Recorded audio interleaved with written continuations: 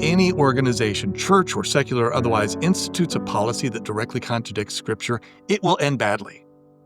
If you have a relationship with Jesus Christ, no one can ban you from that. I suggest that contention is not the same as conflict. I suggest, according to the definition Jesus gave, contention is anything that leads people away from Jesus. When you're knowingly spreading a lie about someone, it isn't just gossip. Oh, I heard this and blah, blah, blah. It isn't just idle gossip. You've stepped into something that's a little more serious, which God calls bearing false witness. Oh, no, evil speaking. Evil speaking, bearing false witness. And the only difference between a good person and a bad person, a righteous person or a wicked person, isn't that they sin. They both sin. It's just the righteous person repents. Maybe your behavior is what makes you look bad. Yeah. Telling people they're unwanted, holy cow. That is so damaging for church leaders to be communicating that to people. I've been a member of the church my entire life. How is this possible that I didn't know Jesus? By getting kicked out of church, I think I became a Christian. Everyone has a journey they're walking. And along that road, we are met with potholes, road bumps, rain, storms, and sometimes just fog. But through it all, we're really just looking for one thing: clarity. Clarity so we can walk with confidence in that next step. There's one source I run to for that clarity. In the darkest of nights, Jesus offers me light that shines through even the thickest storms. Welcome to the Clarity Podcast, where we find clarity through the one who saves us all.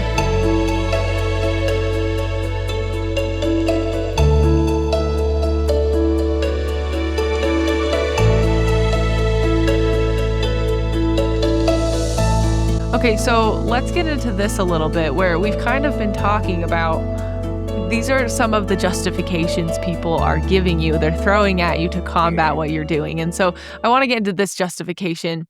It's only a human organization. All the humans make errors and intentionally sin. You're focusing these various people's errors, sins, etc., and making it public. So this is kind of the nobody's perfect rhetoric. Can you guys share your thoughts on that rhetoric? This is a common, again, misconception. It's a justification for doing bad things. It's not actually it's not an appeal to correct, or how do I articulate this? It's a cop-out. Yeah, I guess that would be the easiest way. It's a cop-out. It's only human. The idea, and I think there was another quote that someone had there too, where they're like, "You're too harsh on your leaders. They didn't ask for this." You know, that idea. Yeah, you're too harsh on your leaders. They didn't ask for these callings, and they're just regular people. What you are expecting of them isn't fair. I think those two comments are very closely related. It's this idea that somehow we're not being fair by asking our leaders to do their job. That strikes me as so bizarre, that mentality, because, okay, yes, maybe they didn't ask for the calling, but they accepted it. And they accepted all the perks and the benefits of the calling. They accepted the respect and the social status and all the opportunities that come with it. But they don't want the responsibilities. They want all the benefits, but none of the work.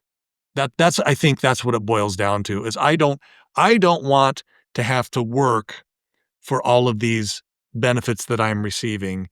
And unfortunately, and I'm not lambasting the church on this. This is my experience, is a large majority of leaders in all different arenas are this way, where you got principals at schools, or you've got government officials, or you've got the teachers association, or you've got people in police unions, or whatever it may be. They want all the power, all the glory, all the benefits and the perks, but none of the responsibility. They don't want to deal with the hard problems. They don't want to make waves. All they care about is getting what they want. And I take issue with that. And the fact that it has seeped its way into the church, I find that to be upsetting. But also, I think it's funny. So the leaders don't have to be held responsible, but I do. What? Yep. That seems a little Exactly, hypocritical to because me. yeah, it almost seems like, the same issues that we bring up about the police where, yeah, we respect the police, they, like, make all these sacrifices for us, And they're in harm's way, they're in and they're harm's yeah. way, um, but we've taken that, and we've allowed, like, the police unions to basically make it so if a police officer is committing, like, serious crimes, they're held to a much lower standard and can basically get away with things that are criminal for the rest of normal people, and where there's this exception made for them, instead of holding them to a higher standard of conduct, they're actually given a pass. Yeah, Oh, because they're police, they do so much good. They're given a pass for their conduct. And so with the church leaders, there's this similar, for some reason, attitude of, hey, their job's hard. We're going to give them a pass. And so, yeah, nobody's perfect. We all sin. And the only difference between a good person and a bad person, a righteous person or a wicked person, isn't that they sin. They both sin. It's just the righteous person repents, they confess, they forsake, they're trying to do better, and a wicked person doesn't. And so nobody is perfect. I'm not perfect. But saying they're not perfect, therefore it's okay for them to hurt other people and purposely do so and refuse to change that. We're not talking perfect anymore. This isn't just, oh, they're not perfect. They're trying to hurt other people and they're doing it purposefully and they're not willing to change. and that's the difference between a mistake and a pattern of behavior. Everybody makes mistakes. Accept it, make it right, and move on. I get that. But when we start noticing a pattern of behavior, that's when we have to intervene and say, yeah, you know what? This is not okay. And then going back to what Hannah was saying about, I think that bears repeating that police officers, and this is the thing that has struck me as odd, is that not only they're not held to a higher standard, they're actually being given a pass and being held to a lower standard than the average citizen. And right now, again, we're seeing that mentality creep into the church where these church leaders, not only are they not held to that higher standard, they're actually given a pass and held to a lower standard. And I'm It, reminded of, oh no, I'm reminded of Animal Farm, where everybody's equal. It's just some are more equal than others. That mentality of we're all sinners and we all make mistakes. Yeah, that's great. Then why don't we at least keep everybody at the same level and the same standard? Why are we giving, again, police officers and secular leaders and religious leaders and all these others, why are we giving them a pass? At the very least, let's keep us all at the same level, but ideally, they should be held to a higher standard. one of the problems with that is if you take your leaders and people with positions of power, whether secular or religious, and you give them that pass on bad conduct, on hurtful conduct, what ends up happening is you end up, for example, with the police, you end up scared of all the police. And so, similarly, where I'm seeing, oh, wait, church leaders are being given a pass where, from my experience, I'm like, oh, so if they like make up confessions that never happen and lie and do these things, there's actually no repercussion for it. I know that there are fabulous bishops, fabulous stake presidents. I've had wonderful bishops in my life who have blessed my life. And so has my husband. We've had wonderful experiences in the church in the past. I have a brother who just got called as a bishop, who I absolutely like respect him. I'm sure he'll do his very best and be as honest and upright as he can. But because I know now that there is no system of accountability in a place and that they are given a pass, it makes me distrustful of all bishops. I would be scared to ever go in and talk to a bishop. I would be scared for my kids to go in because you don't know if somebody's going to lie or do something like that, like, until they do it. by having accountability in place, you restore the respect of the police. By having accountability in place in the church, you restore the trust and respect for bishops, because okay, okay, things can go sideways, but if they do, there's a system to handle it. There's a system of accountability. But giving them a pass like this, it ends up destroying trust. Yeah. So what I'm hearing from you is that by inputting a system of accountability, we would then be able to safely trust and respect these leaders if we saw that they were being accountable. And when we use the term nobody's perfect as a scapegoat for bad behavior, that's when we see problems because you're eliminating repentance, which is the whole point of the gospel. Beautifully So, Couldn't have said it better myself. Yeah. We talked for 10 minutes and she just said it like in there. it's just active Yeah. listening. Okay. Okay. And I also want to point on this comment of you're too harsh on your church leaders. They're just regular people. What you're expecting them isn't fair. My question to that person would be, what is the expectation of leaders of God then? Like, what's the expectation? Because I feel like they should be held to a pretty high bar. If you're going to claim that you are a servant of our God, then you need to be held to a pretty high bar because Jesus was perfect. Okay.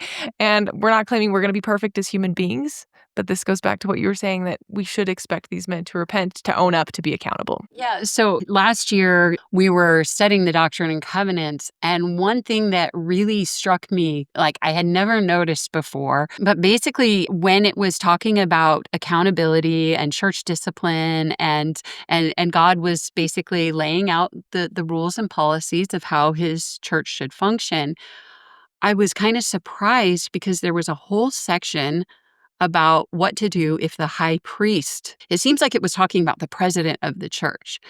And basically, the section was talking about how if the president of the church does something wrong, there was a system describing the system of accountability that should take place. And it ends with nobody is going to be exempt from the laws of God. Nobody's above the law. Nobody's above the law. Not even the president of the church is supposed to be above the law. Yeah, it's 107. Okay, 107. There is not any person belonging to the church who is exempt from this counsel. Thus none shall be exempted from the justice and the laws of God, that all things may be done in order and in solemnity before him according to truth and righteousness. And that was after he was talking about leadership accountability, where the leaders are not above the law. It should be a no-brainer, and yet Yeah.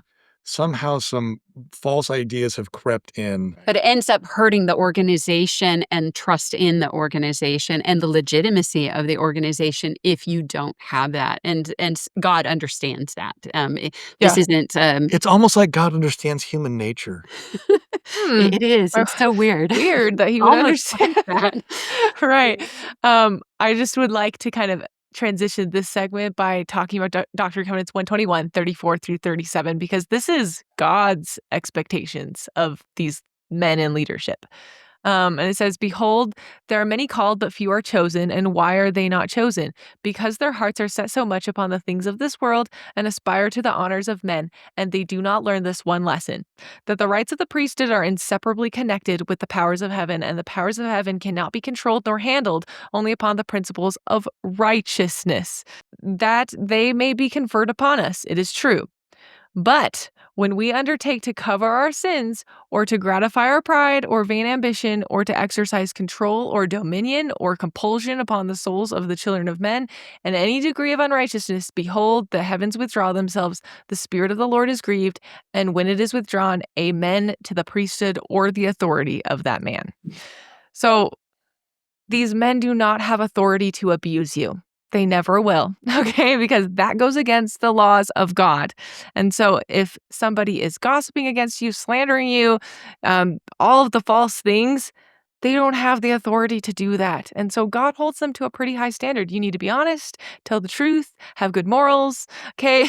That's a pretty high standard. Don't cover your let's start sins. with telling the truth, though. Let's just start there. Mhm. I would give a lot. Boy, the lack of truth telling from Logan Shepard, Ned Telford, a bishop and a stake president, and then Bruce Holt and Alan Smith, another bishop and stake president, it's mind-boggling to me how they feel like it's okay to lie, and to lie repeatedly to my face and to others and not be held accountable. That really bothers me.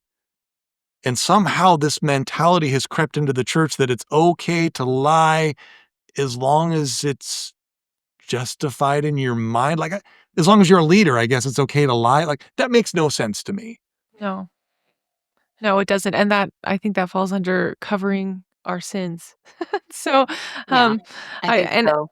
I also think that so I love Second Timothy. So many good things about what's going on in our world in Second Timothy. But in chapter 3, it says, "This know also that in the last days perilous times shall come, for men shall be lovers of their own selves, covetous, boasters, proud, blasphemers, disobedient to parents, unthankful, unholy, without natural affection, truce breakers, false accusers, incontinent, fierce, despisers of those that are good, traitors, heady, high-minded, lovers of pleasures more than lovers of God, having a form of godliness, but denying the power thereof. From such turn away." So it doesn't matter Go how good Paul. someone looks on the outside. It does Wow. not matter how good someone looks on the outside if Mhm. their inside is dirty. It just doesn't. And so these men that have this outward appearance of power, authority, godliness, if you're dirty on the inside, you're dirty on the inside, and you need some scrubbing to take place to be clean again. And we can do that through Jesus Christ. There's some shame attached to that these leaders do not want to address. And that's not a good thing for sure. If we don't address these and the people are like, "Oh, you're gonna hurt the church, you're gonna hurt the church." But it's like, "Hey, guys, if we don't address these problems within our community is going to hurt itself." Missionary work cannot happen when things like this are going on internally. Was it Captain Moroni? You have to cleanse the inner vessel first. This is something I've said repeatedly. I keep telling my wife, this town needs an enema. But I feel that that's so true, though, because that we talk about cleansing. It really it really does feel like that there needs to be some internal cleansing that needs to happen because something has gone terribly wrong in our particular part of the vineyard. When my dad was the bishop, there was a lot of contention in our ward, just people like little fights all over the place. And it was like nonstop. And my dad was like, geez, I don't know what's going on here. Anyway, at one point, he had an interview with the stake president, and the stake president looked at the baptism rate of our ward. And he said to my dad, Bishop Jones, you're only having like one baptism a year.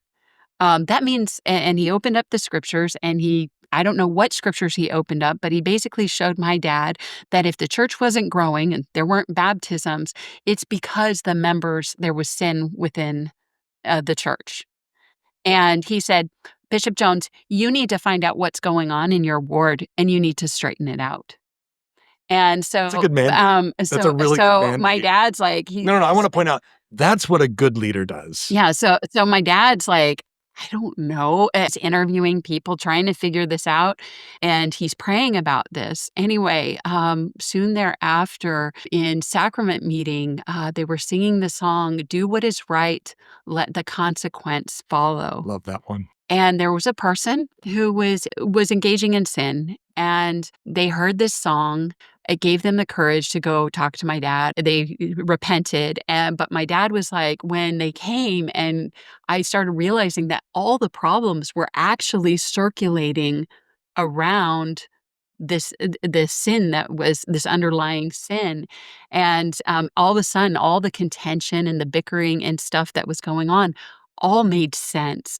And so repentance started taking place. The ward healed, and there was a good spirit in the ward. But that year, after the dust settled, after things were set straight, thanks to this person who had the courage who had the courage to do what is right. Which is hard. Which is so hard. I admire them. But because they had the courage to do what was right, things settled down. That year, there were like 26 baptisms. The year after, there were 20-something baptisms. The year after, there were 20-something baptisms. We've been visiting a lot of churches this last year because we just want to be around other Christians. When you walk into a church building and there's the Spirit of God there, and there's a spirit of love there, you wanna keep going back. That's where you wanna be, and that's actually really hard to find, just so you know. There are very few churches that you walk into where, wow, there's a good feeling here. They're serving others. It touches you. You can feel it, and so I'm like, gosh, if we could resolve, problems internally and bring that unity and true peace and love, I think that missionary work, would Explode. explode the way it did in the ward when I was growing up. Resolving the inner problems first before you're worrying about, "Oh, I'm doing all this missionary work." Yeah, you gotta take care of So you take care of your clean up your own backyard first type of thing, like, take care of that first. So, Claire, and I wanted to piggyback on that. So, one of our hopes was actually by telling what's happening, because a lot of people have come forward and said that we're leaving something out. These, they watch our story and they're like, it's so unbelievable.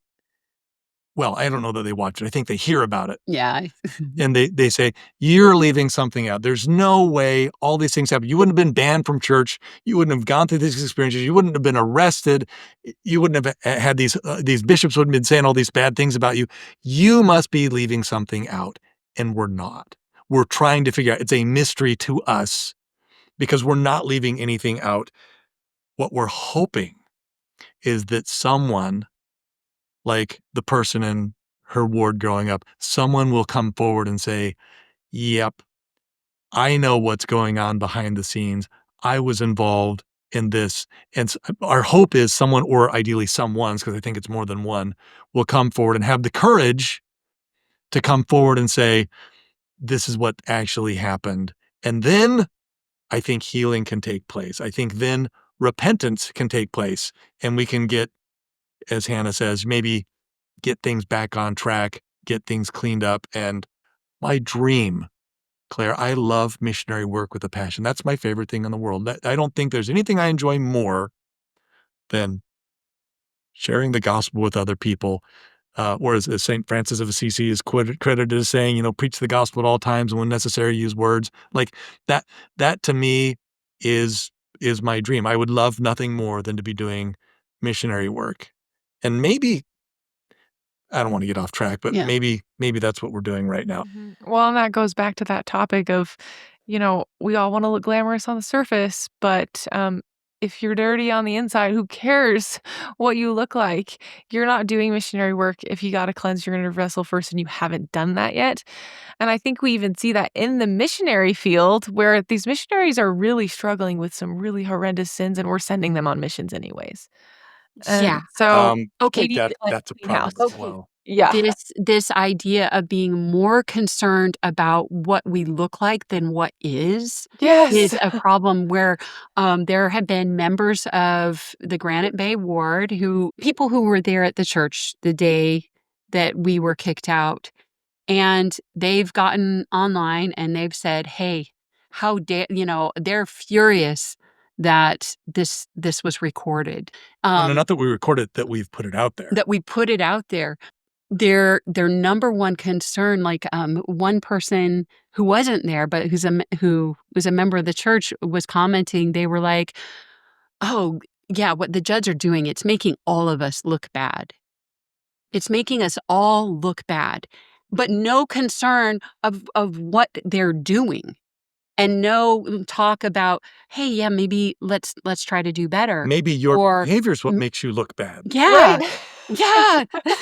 Anyway, thank you. Yeah, maybe your behavior is what makes you look bad. Shining a light on the But behavior, I didn't do the behavior, you did. I'm Yeah, just like, shining don't a shoot light the on right, it messenger. because it's hurting me and my and family. just to clarify, me broadcasting this out, This happened a year and a half ago. I have been trying for the past year and a half to go, hey, what's this ban about? What's going on? Can we talk about this? Can I talk to somebody in leadership? Friends of mine have all been like reaching out. I didn't just turn around and blare this out to everybody. I gave I gave them ample opportunity to once again quietly deal with it. The only reason I'm having to show it is because there is absolutely no sign of anyone involved wanting to rectify this. A lot of times, the people involved, they'll post stuff, and their concern is how it makes them look, but there is no concern about what's taking place. Or how it affects us and our children. Yeah, Yeah. We need to be concerned about what's in our hearts as individuals. And if what's in your heart is how you look on the outside and that's your top priority, that is a you problem, not the problem of somebody that is just telling the truth about how you're behaving. But it's so crazy how people perceive that and how they just want to clean up their own image when their own image is dirty anyway. So I would encourage everybody to repent all the time. It's a wonderful thing. Okay, so I want to transition into our next segment, which these are comments that, to be honest, they're either coming from ex Mormons or they're coming from people like me, which I don't consider myself to be an ex Mormon, but I do consider myself to be someone that left the Church of Jesus Christ of Latter day Saints to follow Jesus Christ.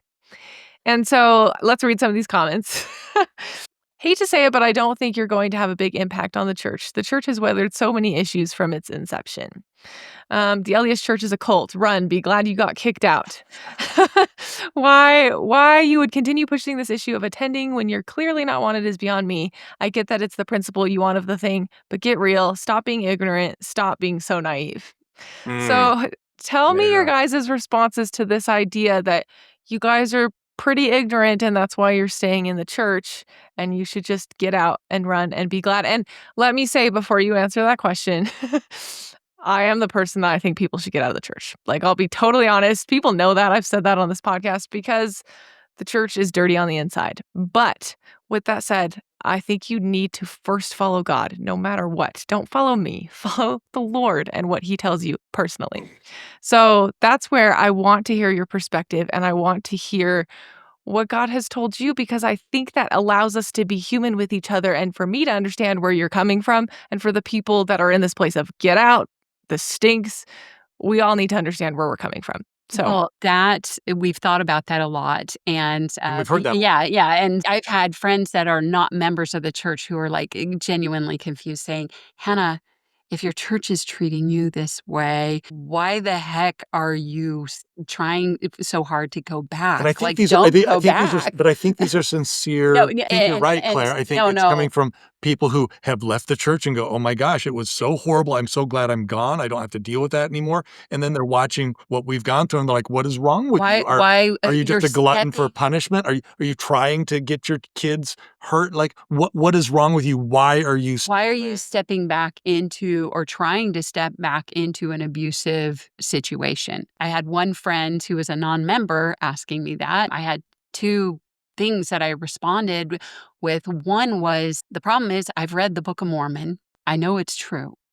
And so I believe that this is the restored gospel of Jesus Christ. And this isn't just a church I'm going to. This is actually my religion.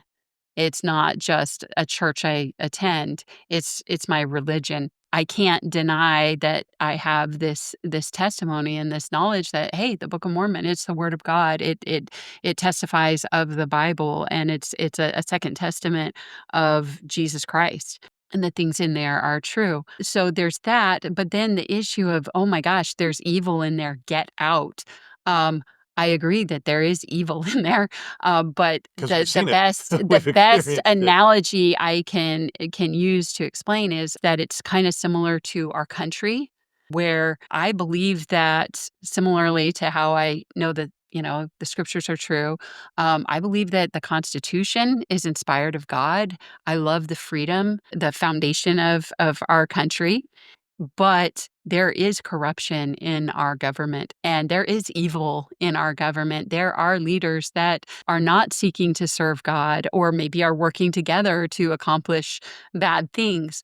But just because there are dishonest politicians running our country or in power or grabbing power, I'm not going to run and go move out of the country because my country is so important to me. I would try to fight for it. I'd try to clean it up. And you're like, well, what can you do? Well, it's by small and simple things, great things come to pass. But I would try to resolve the problems and try to, because I think this country is a great place. And so similarly, I think the church, it's worth it to fight for it and to try to get these things addressed. There's a parable in the Doctrine and Covenants that's similar to the parable that Jesus teaches in the Bible, where the one in the Bible, Jesus is talking about how he sets up a vineyard, and the Lord of the vineyard. He sets up this nice It's vineyard. the parable of the wicked husband. Yeah, but then the people in charge, the husbandmen left in charge that he puts in charge, end up not listening to him, and ultimately end up killing the Lord of the Vineyard's son, which represented the crucifixion of Jesus Christ, and this vineyard represented the church, and these husbandmen left in charge of it represented the leaders or the stewards of the church that God gave authority to run his church. Anyway, there is a similar parable in the Doctrine and Covenants that applies to our day, and where similar things happen, where maybe things went a little sideways in the vineyard, and the evil one stepped in, and evil made its way in. But the end of the parable, and this is what, section 101, I believe, section 101, at the end of it, the Lord commands his servants to go get the vineyard back. And he said, that vineyard is mine. I bought it with a price, and go get it back. And so his servants start working little by little to take the vineyard back. And so looking at that, to me, for some reason, that spoke where it's like, no, this is something I need to fight for. If there are wrongs going on, I have a responsibility as a Christian to do everything in my power to try to get it back and try to set things straight. And so that's the conclusion I've come to. At the same time, I am not judging people who have left. And I'm also, I've heard people say, well, maybe when God says get his vineyard back, or maybe it'll be under a different name, or maybe it'll be like a group of outcasts out of the church. And I don't know. I don't know the will of the Lord. Right now, I am an outcast. I have been cast out. I am banned, and it's but I'm going to try to change that as best I can. And I appreciate this opportunity that you're giving us to speak up and kind of explain where we're coming from, because we don't really get that opportunity in the Crazy Train series. It's more of just like a story of, hey, this happened, then we heard this is, and we don't ever get to talk about, we don't really get to explain the why or these feelings kind of behind what we're doing, and it can be misunderstood, and it can be misunderstood what our motives are and what our objectives are. Mhm. Excellent point. I think Did you wanna that say something? yeah, did you wanna say something, Phontaine? No, Mm. I actually want to go to the whole concept of us being naive, because I think that's kind of expressly pointed out that how naive we are, and we don't know anything, and we're just idiots, that we haven't left the church, and we were naive from the beginning, and I'm like, yeah, that's true. We were very naive from the very beginning, but the problem is everybody's naive to some Yep, degree about everybody different is. things. My wife and I had spent our lives preparing to be parents, and to learn how to raise children and to do a good job as parents. I never in a million years thought I would need to know the intricacies of the criminal Well, justice system. even like I learning to be parents, though, you can't necessarily prepare for all of the problems that you're gonna run into as a parent. There were so many times as a parent where I'm like, well, I have no idea how to handle this. And Yeah. I would try different things and go, oh, yeah, that was really bad advice, or that was stupid. I shouldn't have done that. And, I'll regret things that, I'm like, wow, I didn't know that. I regret, that. But at the same time, it's like, well, it was a process. I had to learn, and you learn a lot of times by making mistakes. It's important to correct those mistakes, but there's no such thing as like a perfect parent. But like he was saying, that that's we were preparing for certain things in our lives, but there are things we didn't. Uh, Yeah, never in a million years did I think I would have to know the intricacies of the criminal justice system or how CPS works, because I never thought that would be a problem because I'm not an abusive parent. Why would I be dealing with CPS? I didn't think I would have to understand how the, uh, how to spot and rectify police corruption. Again, these aren't things that I was prepared to deal with. Am I ignorant and naive about those things now? Nope. I want to point out that we were taken advantage of by a dishonest business partner, and he and we were pretty alm young when that happened. almost destroyed us financially. Like, we were really close to being homeless, like, I really still can't close. believe that we Yeah, we're still here. were here. But I wanna point out that later on, shortly thereafter, when Gavin Fish shows up and is doing the same crap that John Huffman was pulling, we were like, "Hey, we know better.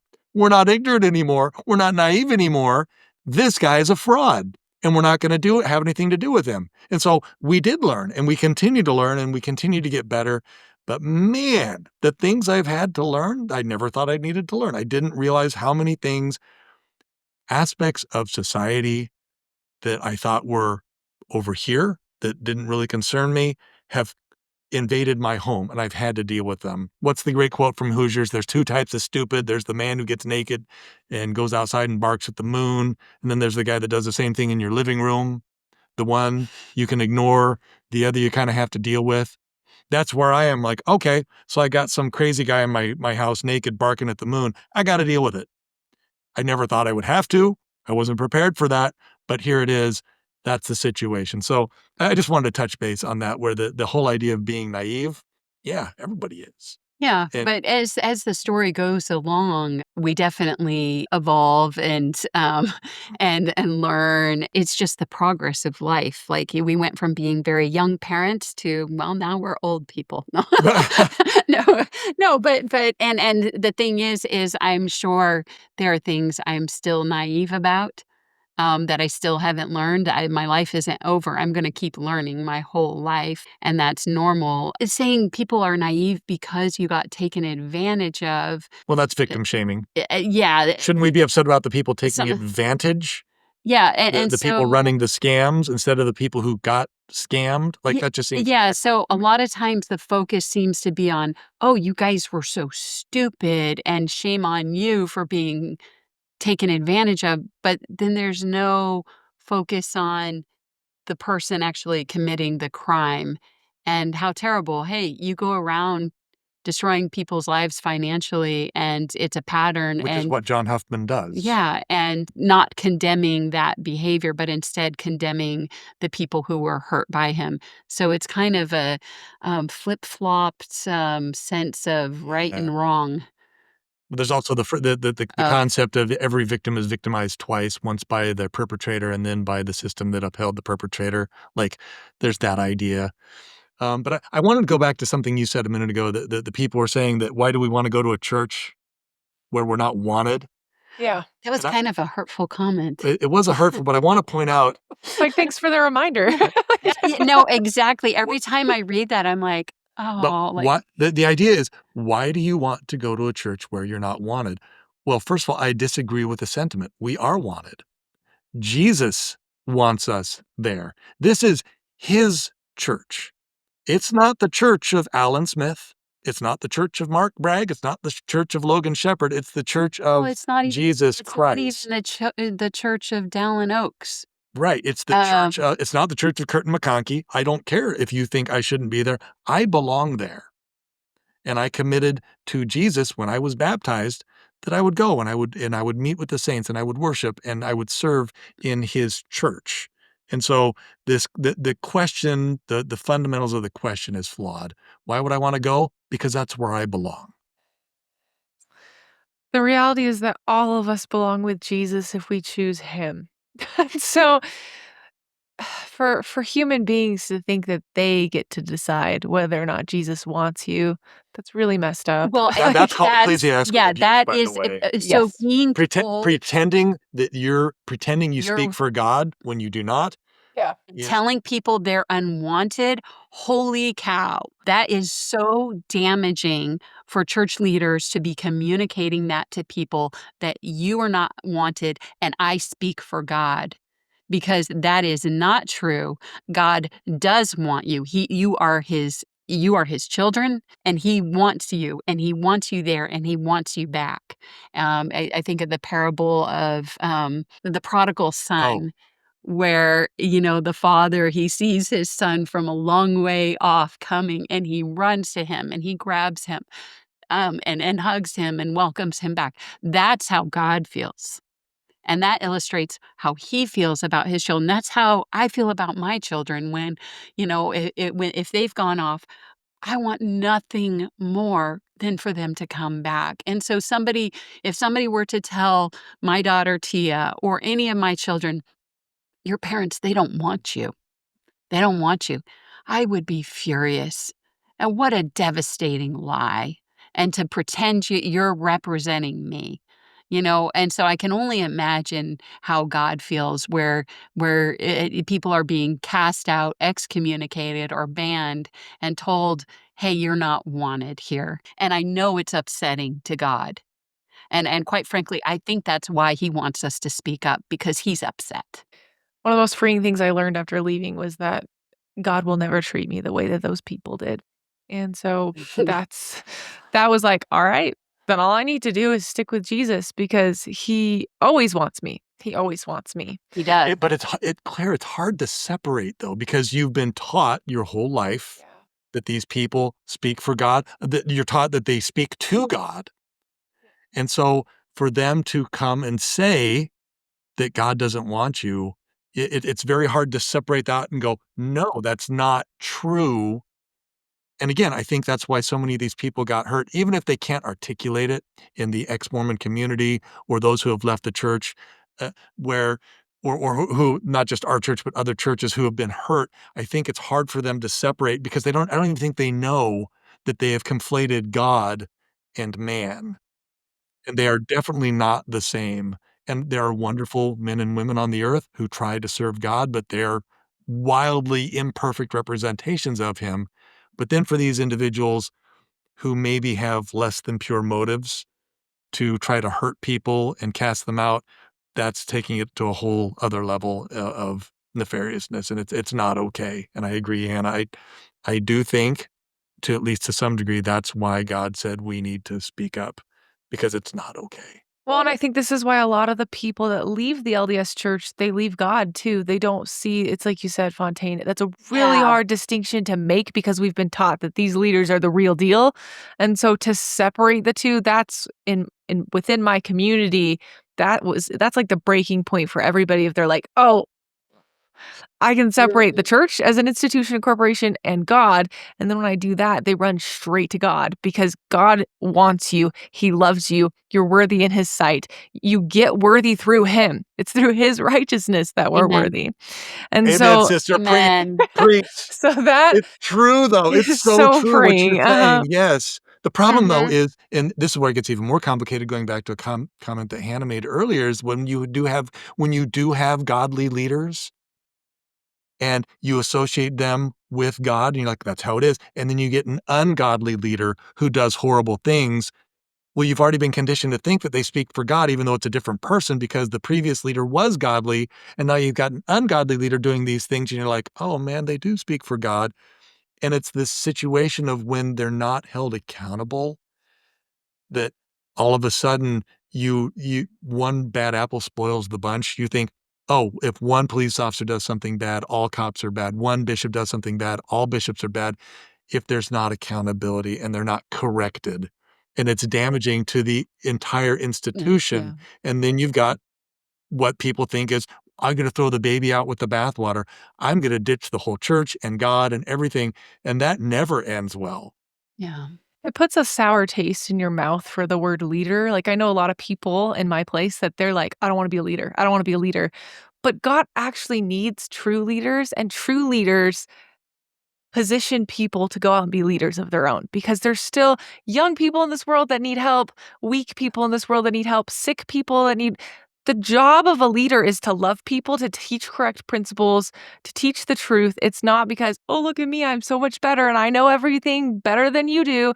That's not the role of a leader. It's to go out and teach other people how to be leaders so that we can help the weak and the poor and the children. That's why we need leaders in this world. True religion. Uh-huh. And so Undefiled Who shall be the greatest among you shall be your servant. servant. Like, yes. that's true leadership, is Yeah. serving. Somehow we've got this mentality of, "I'm better than you, and you have to obey me and do Yeah. what I say." That's not leadership. That's That's just not leadership. that's being bossy. Yeah. And so to have the heart of a servant is willing to get down in the trenches with people and work through their problems and their issues. And yeah, it's messy, but I want to be in the trenches with people because I think that's what Jesus did. He went and hung out with the least of these because he was in the trenches helping them solve their problems and healing Yes. them. And That that's that what that we could need to be do. your tagline, Clarity Podcast, in the trenches. In the Down trenches, in the trenches. down in the trenches with Jesus. Yes. So, okay. Uh, So let's use this as an opportunity to transition here. Speaking of being in the trenches with Oh. people. So I want to talk about Caleb for a minute here. I was like, why does it matter? Why had I been trying so hard and fighting to get on a mission for this church? The top leaders, the ones that are supposed to be the closest to God and the most inspired, were condoning a lie. Then, in late December, Caleb went to the temple in Provo. It was cold and dark, but the temple itself was lit up. Caleb stood outside for a few moments. I walked up to the front and I knocked, but nobody answered. So I said a prayer and I told God I'm choosing a different life now. I told him all the reasons I was giving up on my religion. I told him about how my bishop, Logan Shepherd, had made false accusations against me in the 8th grade, telling my parents I had exposed myself in a youth trip in the snow. I thought, having a liar for a bishop, that's just a fluke. But then when I trusted Bishop Holt, he also went and lied, saying I had confessed to sexually assaulting Laura Brown when he knew that never happened. The Browns were also in the bishopric, and they were pretending to be these good, upright people. But they were lying and trying to hurt my entire family, and then the stake president. And Elder Bragg, they were punishing my parents. They had released them from their callings, taken away their temple recommends, made sure they couldn't baptize my siblings, tried to get my younger brothers and sisters taken away from them. And now, they made it so I couldn't serve a mission. It was so bizarre because these were leaders in my church and people I had trusted, and now they had got the mission department to go along with it. And using lie detectors to determine if I should serve a mission instead of praying to God. And then they were convicting me and punishing me for a crime that had never occurred. It was just gossip. The last year, my mom had assured me that the church had a system of handling these things and that it would all get resolved. And in the end, I would get to see a fair judge.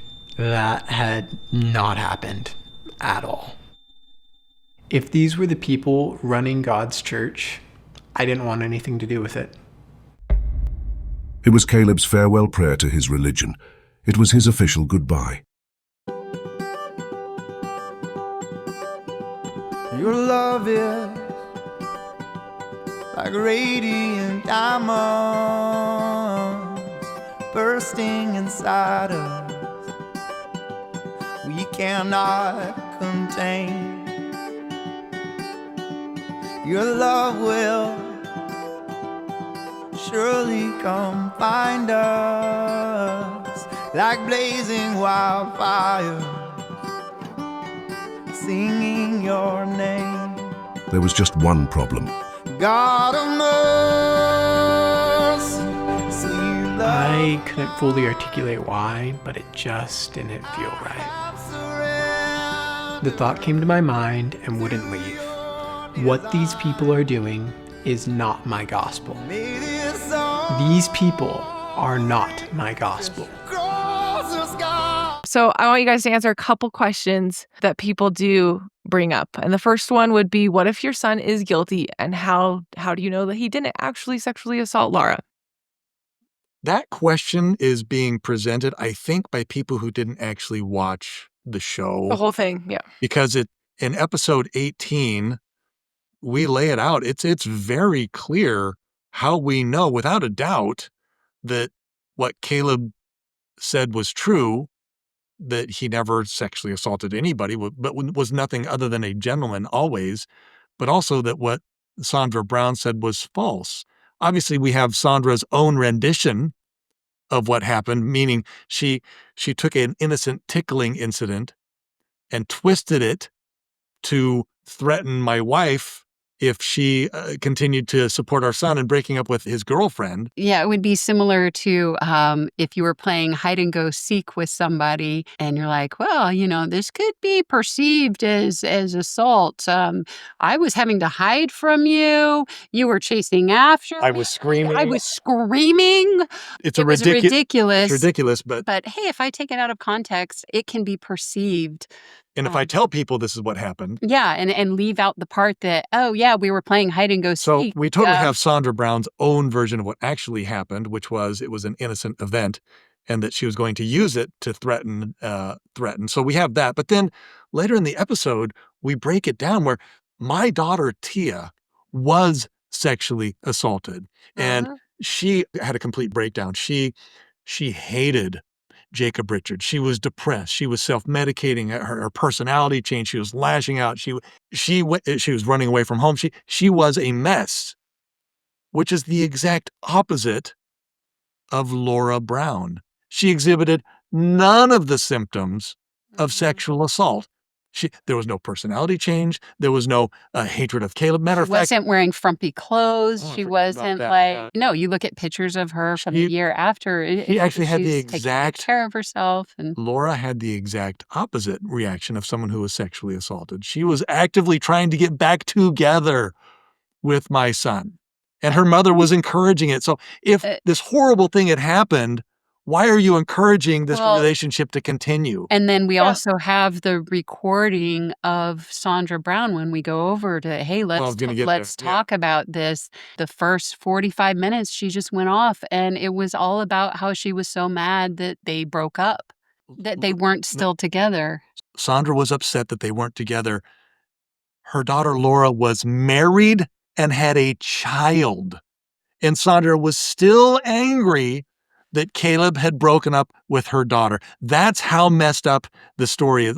It's totally false what Sandra was saying. There was never sexual assault in any way, shape, or form. Yeah. It was just it was a lie. It was Yeah. just a wonderful, I mean- beautiful, nasty lie by Sandra because she was angry.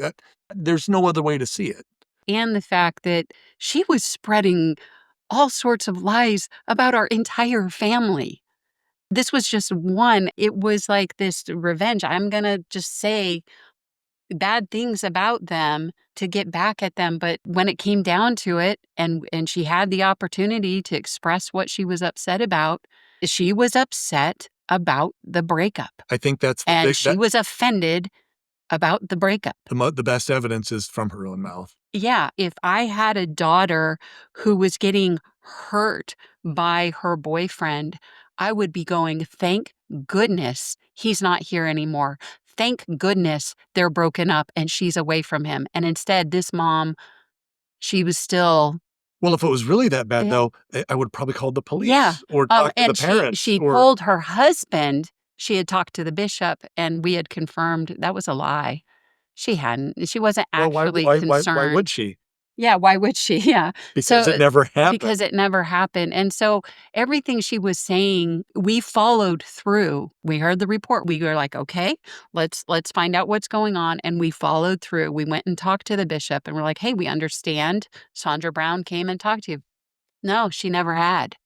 The recordings are there. My husband very thoroughly talking to the bishop. And we also have the recording of Jared claiming that they had gone and reported this to the bishop. Not true. None of it was true.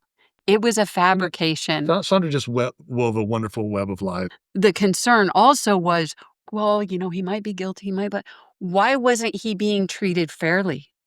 Why? Because you look at the policy book, if somebody's in the church is accused of something like this, there are processes that are supposed to be followed. He should have gotten a membership council. And we're like, okay, fine. At least give him the opportunity to defend himself. Give him the courtesy of that opportunity. And the answer was no, we're not going to do that. But we're going to go ahead and treat him as if he's guilty. And ban him from serving And mission. there's been no court case.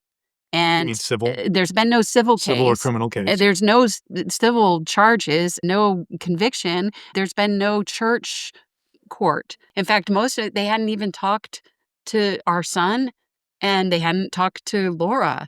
And yet they had arrived at the conclusion he was guilty and they have treated him that way. And it's like, what happened to being fair?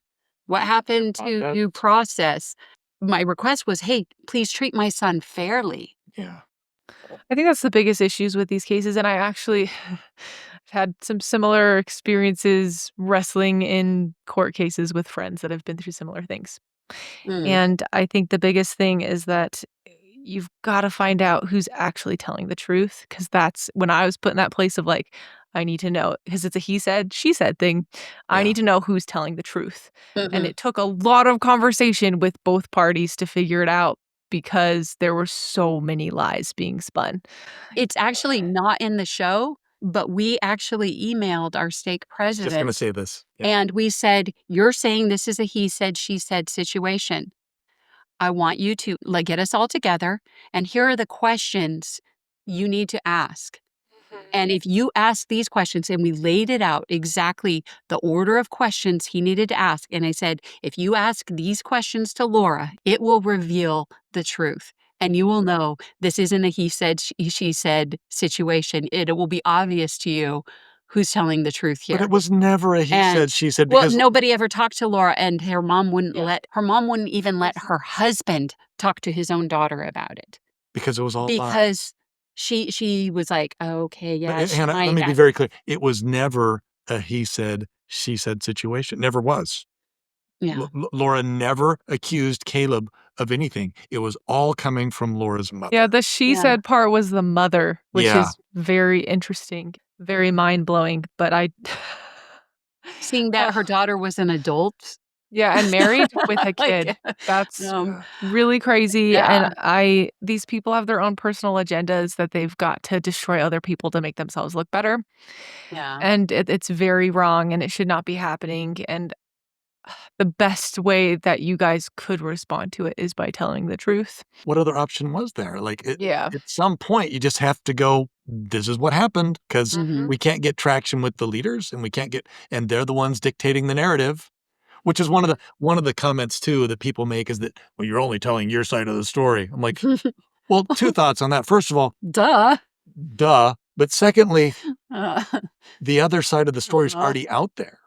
Uh-huh. They've spread their They've side of the spread story. it That's why everywhere. we're responding to the false accusations and Yeah. the gossip. And so I think it's only fair that if they can publicly lie about me, I should be able to publicly tell the truth. Yeah. I don't have a problem with it. yeah. Because it's not private anymore. They made it public. Okay, so can you guys address why didn't Caleb just agree to take the lie detector test? I know that's a common question. What's up with that? That's coming from people who are sympathetic to Caleb because they hear his story and they're like, oh my gosh, this poor kid. Dude, just Just go ahead and take do whatever you need to do to get on a to mission. get on a mission. I'm like, well, I don't know that I agree with that mentality. First of all, it'll backfire. It's one of these no-win situations. So they were requiring him to do, it wasn't just a lie detector. it was an SBRA, which is a sexual behavior risk assessment. That is reserved for people who have been convicted of sexual misconduct. My son has never been convicted or even formally accused of sexual misconduct. So by saying yes to doing that, he essentially would be saying, yes, I'm guilty. Is that what you're Yes. saying? Yes. That's the first problem. But let's just say, for sake of argument, that he says, okay, I'm going to go through this process. And he was encouraged to do this, by the way, which strikes me as bizarre, by his church leaders. Go ahead and go through the process, which, like you said, will automatically mark him as guilty. But what happens if he fails? What if he doesn't pass the lie detector test? Because a lie detector test doesn't actually detect lies. It's a big fallacy. It's been proven. It's not reliable. People who are hardened criminals who have no morals pass them like that, because it doesn't measure your ability to lie. It measures your reaction to lies. And Yeah, so my daughter had a bishop who worked for the FBI, and for the FBI, they have to be able to pass like lie detector tests. And her bishop was explaining to her that he actually had a lot of trouble passing lie detector tests. It's a well-known fact it's not that because he was a liar. that the more, for example, more religious, the more like higher values and Oh. standards you have, the harder it is for you to pass the test, because you're like, oh, have you ever viewed pornography? And you're like, well, I saw that one, sign on the Billboard. billboard, and you like pause and you're like analyzing and all of a sudden it's showing up on the lie detector test That you're wavering. that you're wavering because you're analyzing your behavior or whatever. And so he was the one that explained, oh yeah, the more hardened you are, the less of a conscience you have, the more likely you are to pass it falsely. I remember watching the show Forensic Files. I remember watching an episode where this lady's daughter disappeared and they couldn't find her body. They couldn't find her. And so they brought the mom in and she consented to take the lie detector test. And she was saying she didn't have any idea what had happened. The mom did not pass the lie detector test. So they're thinking the mom's guilty, but later they found the person who had murdered the little girl, and they found her body and all that. The thing is the mom was being asked questions about her daughter who had just been kidnapped, asking if she had participated in it, and it was giving the mom stress. The questions themselves were stressing the mom out, and so she did not pass the lie detector test. So what's interesting about the SBRA is they kind of went over some of the questions that would be asked, and the questions themselves are stressful and would be likely to trigger stress reactions. And so there is a certain percentage or risk that you would not pass a test. And the more stressful the questions, the more likely you would get false results from a lie detector test. And so if that were to happen, that would destroy him. It's a huge risk. It's not, I forget, it was like 60% of the time it's accurate and 40%. Even if it was 10% that it's wrong, that's actually a huge risk that you're taking by putting your future in the hands of the results of a lie detector test. And so we're like, no. My son wanted to go ahead and do it. He's like, hey, I want to serve a mission. I want to go ahead and do this. And we said, no. Do not do that. That's a risk. But the problem is he's like, Mom and Dad, if I don't do this, it makes me look like I'm hiding something and I'm guilty. And so it was like, if he did it, it would appear like had admitted he had done something awful because of what SBRAs are normally used for. And there was a risk he could get a false conviction basically from it. Then on the other hand, if he didn't do it, he was also convicted. Yeah, it was literally a no-win It's a situation. no-win situation. And so at that point, I had written a letter to Elder Oaks, and the letter got through because the secretary told me how to get the letter through, and it was just about these lie detector tests. And he apparently told the mission guy over the mission department handled this situation. And all the guy did was write us a letter saying, hey, the church will pay the $350 for you so he can take this. Okay, let me know if you have any questions, but gave us no way to reach him. And at that point, Mark Bragg and our stake president had made it so that we weren't able to call Yeah. church headquarters. What was And so there was Yeah. no way for us to contact and reach out to this guy. It was a no-win situation. If he doesn't do it, he's hiding something. But if he does do the SBRA and the lie detector test and all that, there's only two possible outcomes. Either he passes or he fails. If he passes, it's still on his record that he took it, meaning Yeah. he's already guilty. It's like favorite was, it's basically, go ahead and go to jail to prove your innocence. That makes no sense. And But then the worst case scenario would be he doesn't pass for whatever reason, as we discussed. Because a lie detector is nothing more than a stress detector, and he does have morals and values, and I think in all likelihood, there's a decent chance that he would fail the lie detector test. And then what? Now, now he's clearly convicted of something that he never did. There's no scenario in completing the SBRA that would be beneficial to my son. In addition, I want to point out that this was not conducted by the church. This is conducted by a county employee. So now it's public record and church record that he's done this thing. that he Basically, completed an SBRA, which for anybody looking at it, they would assume it was because he had been he had convicted. been convicted of something Yeah. bad. So that was why we gave him that advice of Don't do it. don't do it.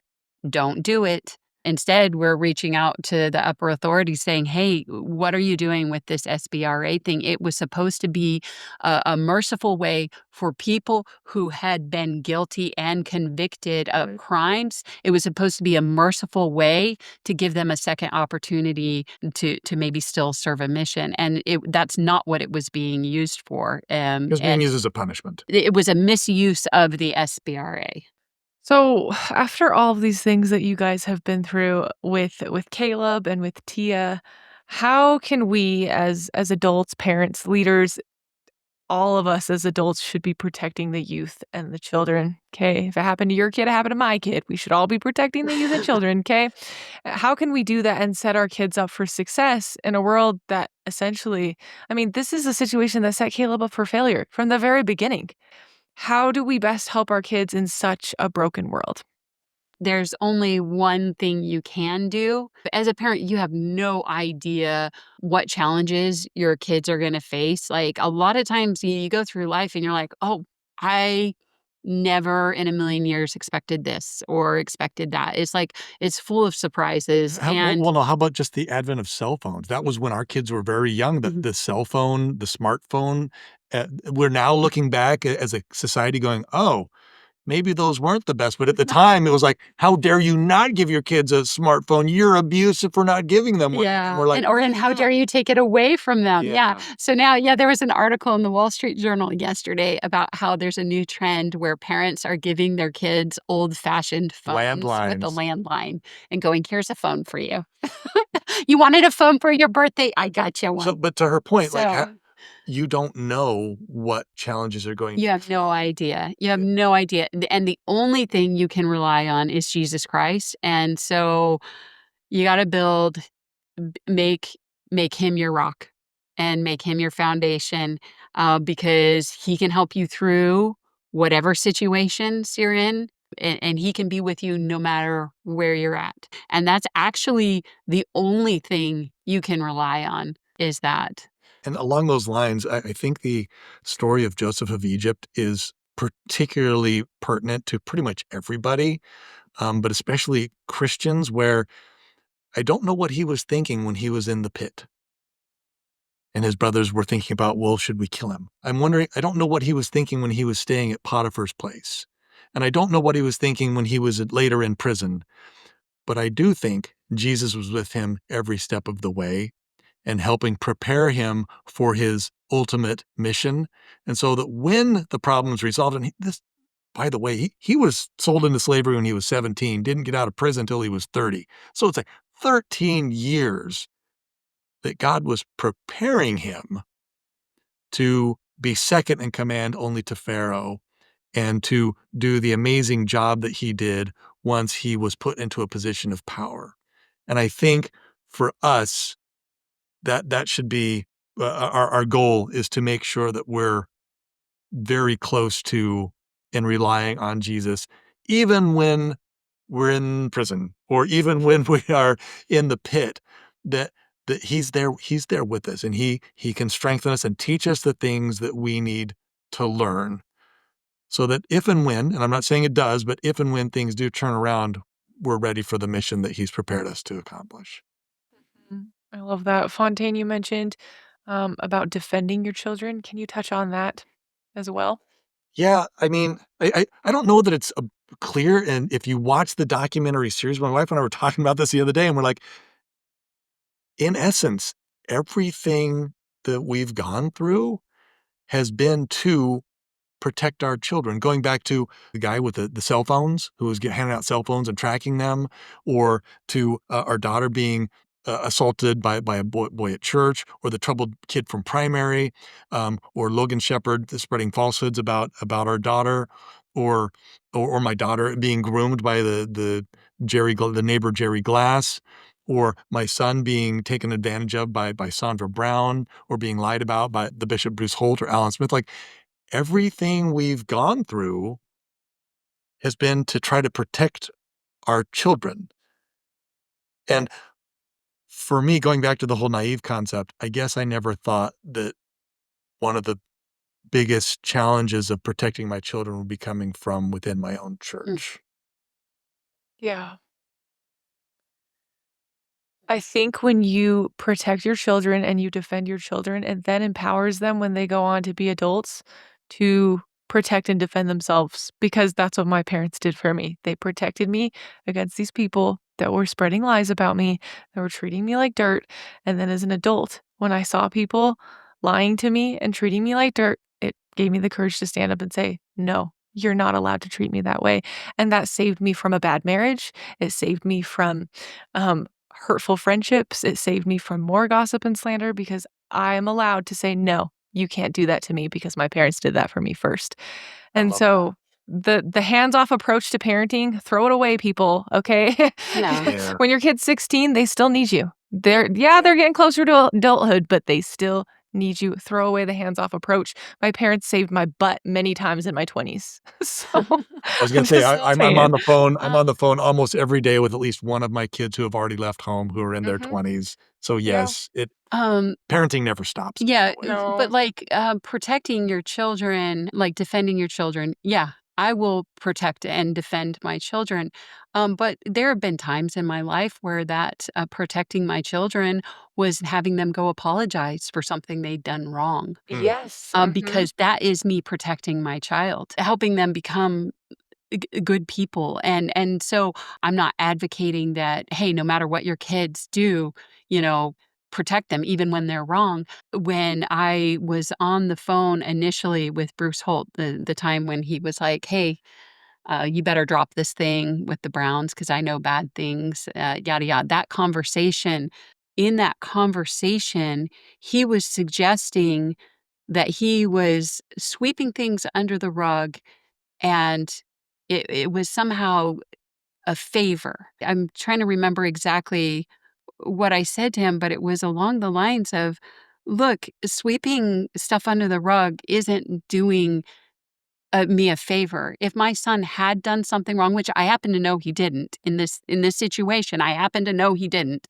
Um, but if he had done something wrong, you're not doing that wouldn't be doing him a favor to sweep it under the rug. I would want him to repent.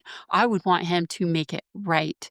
But then sweeping it on the rug when he's just being hurt by gossip or whatever, you're not doing him a favor either. But and when I'm saying protecting and defending my kids In what's right. in what's right, Yeah.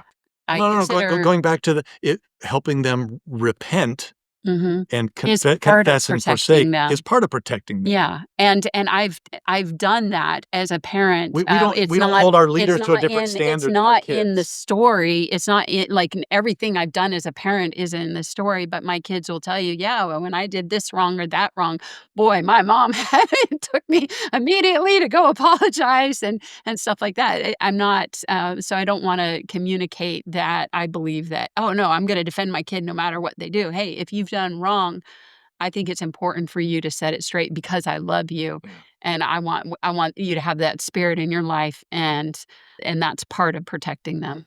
I love that because we can't coddle our kids in their sins either. You can't do Mhm. that. There's a balance there. Yeah. So I love that you bring that up. So, guys, I just want to close this episode by share with us share with us a little bit about healing from Jesus Christ as you've walked through all of this.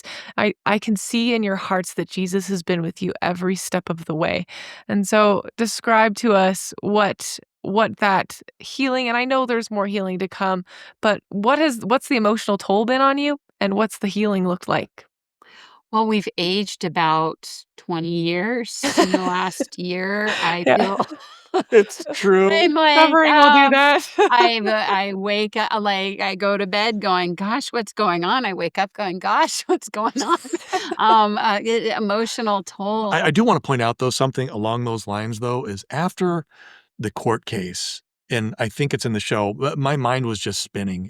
I could not get everything out of my head from, my daughter running away to being, abducted by the neighbor, to the altercation at the park, to the police arresting me, to being in jail, to then going through court and somehow being wrongfully convicted. It kept spinning around in my head, and that went on for years. It wasn't days, weeks, or months. This went on for years. It wasn't until we were able to express and communicate what had happened that those images stopped spinning around in my head. I didn't have peace until I was actually able to express what happened and to tell it and to show my experience. And so It's funny, once I was able to feel understood, like, you can judge how you want. You're like, "Oh, you guys are stupid. You did the wrong thing," whatever. But I've been able to express what happened and where I'm coming from. I was able to basically let it rest, and now it's funny, like, before it was just, like, always in my mind and trying to, like, yeah. going through the situation and going through the situation, and finally being able to express it. It's like, okay, I was able to do that. I was able to be understood. I was able to do that, and so it's funny because now if you ask me, "Oh, what happened at this part?" I'm like, "Oh, I'd have to go back and watch the series."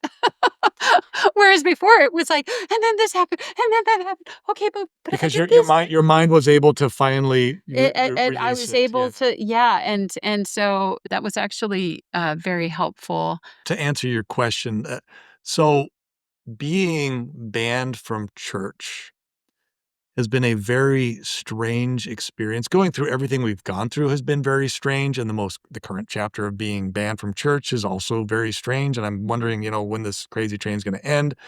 But one aspect has been we have had to deconstruct our faith, where we've had to go, "Okay, what is it that we actually believe? Mhm. And where do we get those beliefs?" And for me, uh, when I was about 16 years old, Claire, I read the Bible for the first time, and I got about halfway through the book of John, and I'm like, "Oh my gosh, this is true." It just hit me like a ton of bricks. This guy, Jesus, I don't claim to understand him, but that's who I wanna be like. And that was it for me. That was the foundation of my relationship with God, was reading the New Testament. And I had read Matthew, Mark, and Luke, and I was halfway through John, and it just overwhelming, convinced this is true. And then later, other scriptures came along, and I read the Book of Mormon. I'm like, oh, this is true too. In the Old Testament, as goofy and as weird as that is, there's a lot of great stuff in there. I'm like, okay, that's true too. And and then of course there's some wonderful principles in the Doctrine and Covenants. I'm like, okay, that's true too. But but for my wife, she didn't have the same experience I did growing up. I come from a broken home. I kind of had to figure out what I believed from a very early age. My wife grew up in the church, and a lot of her belief system, she believed the Bible, she believed the Book of Mormon, but she also believed in the church programs and the church and the leaders. And Mhm. her loyalty, or her, for lack of a better term, her testimony was kind of split between the church and the gospel of Jesus Christ. And when the church was taken away, she kind of felt like half her foundation got taken away as well, and we joke is like she was half cheeking it, she was the chair, she's sitting on this chair and half of it's gone, and she's just out there flapping in the breeze. Where she's like, "What do I do? How do I rebuild this foundation?" And we were talking about it, and I'm like, I think we just need to read the New Testament together. Mhm. And so we did. We started a thorough study of the words and the teachings and the life of Jesus. All I could we were 2 weeks into it, and I started realizing that Jesus was pretty awesome, and, I said to my husband, I'm like, "I've been a member of the church my entire life. How is this possible that I didn't know Jesus? How is this possible?" And so I was like, "My testimony, my foundation, like, it's crumbling right now." But it's crumbling because I built it on something other than Jesus, and I built it on things that were fallible. Anyway, and you have to make sure Jesus Christ is the rock, and I'm like, "How did I go all these years claiming to be a Christian, but not actually know who Jesus was?" And so it's been a very interesting year for me where just like looking at the gospel in a completely different way and making that the priority, making that the foundation, comparing everything back to what he asked. Um, and oddly, that is a revolutionary idea within the church, within the gospel of Jesus Christ is to make Jesus Christ the foundation and to compare everything back to his word and to judge whether or not things being taught are right or wrong by comparing it to what Jesus asked. That's what I believe the right thing to do is to put him first. So by getting kicked out of church, I think I became a Christian. So I love that so much. my I husband was already there, so, and it's funny, there was some podcaster, and she was ex-Mormon podcaster, and she was like, "Oh, Hannah's like a believer, but I don't know about her husband," and she got it completely backwards. My husband actually had a firmer testimony than I did because I had built mine on shaky things, and so I'm the one that had to go through more of a conversion process, whereas he had already been through nonsense, and so he had already figured out where his foundation was, but for me, I've been having to find it, and I've been having to rebuild a new testimony. Oddly, I am so grateful that I've gone through these things because I don't think I would have gotten to the point of going, "Okay, what is this about?" Like, actually I hope I'm not like one of those hard-hearted people that has to, like Go through this again? Let's not. Anyway, But to her but point, we had to deconstruct our faith. We uh, retreated to the New Testament, and we realized that we can't rely on other people to tell us who Jesus is. I think that's a colossal mistake. Go to the source, find out for yourself, read his words, and we've been striving to do that, and I think we're gonna do that well, from here on out. the Well, having the healing. rug pulled out from under you, Mhm. it took a while to catch your breath, get your footing, but then once we realized, "Okay, this is the foundation we need to build or rebuild or reestablish," it's been kind of amazing. I was, like, to the point where the reason he started reading with me is because I had come to him and I said, "Hey, I don't wanna pray anymore. I don't wanna read my scriptures anymore. I've read my scriptures in, like, my whole life. I don't wanna anymore. I don't like God." I couldn't separate the 2. I couldn't separate being told by my leaders this thing and not thinking that that's what God thought of me.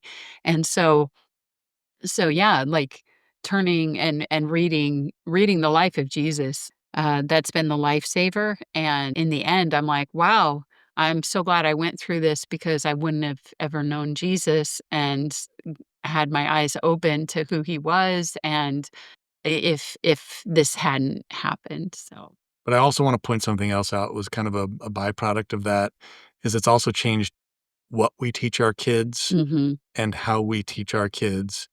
And so some people have actually asked, well, what are your kids getting out of this? And I'm thinking, A lot. they're getting a lot. And I can't think of a better education for my kids than to see a huge difference between what God wants and what men want. And the separation between who Jesus is versus what so-called leaders or representatives of him, how they are not the same, and how the gospel and the church sometimes deviate and separate. If there's any confusion on that, I think Jesus made it abundantly clear that the church and Christianity are not the same. So, Claire, we're still working through it. We're still trying to make sure we got our foundation set because and trying to make sure that our kids have that foundation. And I do worry that some of my older kids maybe got the wrong message. And so we're trying to scramble going, okay, back up. Let's go back to make sure, hey, are you guys reading the New Testament? Let's go make sure you study the words and teachings of Jesus. Go to the source. Make that your foundation. I mean, I'm sure if my older daughter is ever like hears this or watches this, she's gonna be like, "You told me this." Hey, you were our guinea pig, honey. So sorry. All our mistakes, we tried them out on you. Well, and Um, that goes back to life is an experience, and we're all living the experience, and we're not gonna do it all perfectly the first time. Yeah. Well, it sounds uh, to me like you guys have been able to find some rest in the Lord on your journey, which has been needed. And I know there's a lot more rest that you're looking for. And I believe that God will bring that to you. And I also feel like I love the story of the children of Israel because you guys are in a situation where the leaders put you in a bondage situation. And I feel like what's happening is you're entering into the wilderness. So, welcome to the wilderness. We're glad you're here. and thought we were um, getting out of the wilderness soon. Wait a minute. No, 40 no. years, Anna. 40 years. You're getting out of Clara, what are you Egypt, then saying? the wilderness. You gotta No. get out of Egypt, and then you have the wilderness, and then the promised land. Oh, God. Yeah. We're gonna end on that note? Yeah. I'll be 90. Uh, We're I'm dying for the day that we get to enter the promised land, and I am so excited, and I don't know what that looks like, but I think that the wilderness is where we're at right now. wait. We'll give you a new comparison. How about when Alma took the people There you go. to live The land of Helam. and then Helam. A and land of pure waters, was it? yeah, Yep. and then the bad guys took over and they were in slavery, and then one day the Lord said, "Ah, good enough. There you I'm go. gonna deliver you today." That would be Maybe wonderful. maybe we could be that group. That would be wonderful. But I think we're all waiting to see what that looks like, and you guys are just on that journey of seeking too, and the Lord will continue to teach you more and more. So, how do you find clarity in your life after all this? How do you find clarity? We're deer in the headlights right now, Claire. We're just kind of I know it probably comes across that way too, that we're just Oh. we were on a podcast last year with Steve Pinecker, and I think we were still in shock at that point. We're a year and a half removed, and we're still kind of in shock as to what had happened. Claire, I'm still in shock at what happened at the altercation at the park. Like, it's still, I've processed it, but it's still unbelievable to me that that happened. And so I don't know, how do we find clarity? I think we're in the middle of the wilderness. We're in the middle of the war. We're in prison with Joseph of Egypt. Looking around, when is this going to end, or if it's going to end, or how it will end. My wife mentioned, it kind of feels like we're in the middle of this mystery novel where we're reading it, going, wait, what's going to happen? Oh, here's a clue, but how's that going to play out later? And what new information are we going to find? We hope to solve the mystery soon. But quite frankly, I think we've just discovered some pretty big pieces. And I'm hopeful that there will be some resolution and that we won't be in the wilderness for 40 years. And we're working towards that. But how do we find clarity? I think the only way, as my wife said so eloquently, is the only way to find clarity is through Jesus. There is no other way.